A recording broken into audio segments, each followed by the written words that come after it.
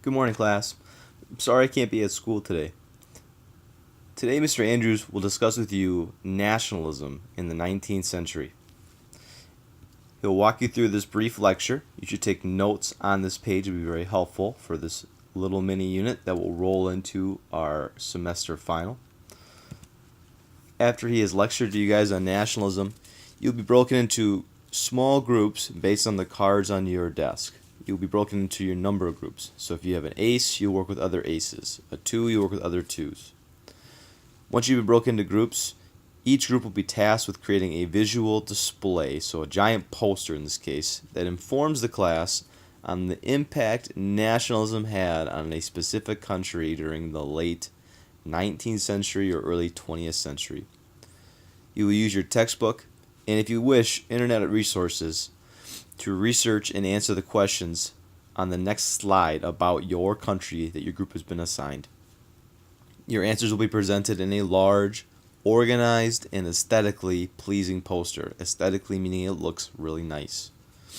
Your group's poster will be shared with the class about halfway through the hour tomorrow on Tuesday, so you are responsible for gathering accurate and easy to understand information. These are the requirements for your poster. In the center, there needs to be a large, colored, hand-drawn image of some type of symbol that represents your country and how nationalism impacted it in the late 19th or early 20th century. Surrounding that middle centerpiece, that big image, your poster should be divided into 4 sections that are clearly organized. Each section should contain the following bullet points here. One that identifies the most influential leader and what they did and what their role was. One that shows the causes for this increase in nationalism, and you need to provide specific examples, so historical events or processes. Another box should be dedicated to finding the effect that nationalism had on the country. You can give multiple specific examples, so like as a result of increasing nationalism, how does the country respond to this? And the very last one is the easiest. You should identify if nationalism ultimately unified or divided your country during this time period. Information should be written in large font. It should be detailed and easy to read. You should not have barely anything written down, nor should you have a gigantic paragraph of really tiny information written down and recorded. Tomorrow, as a class, you will walk around and view the posters and record the information from the posters into a graphic organizer, so you don't want to have too little or too much information.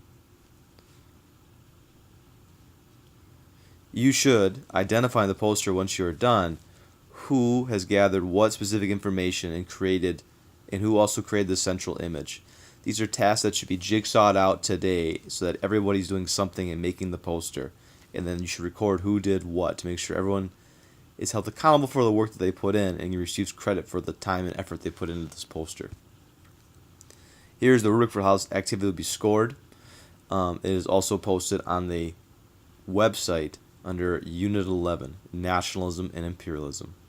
I'll be back tomorrow to answer any questions. You should be getting as far as you can on this today, and should for sure have your section read, and if nothing else, a rough draft on what you want to put on the poster for your section if you've not already started to make the poster.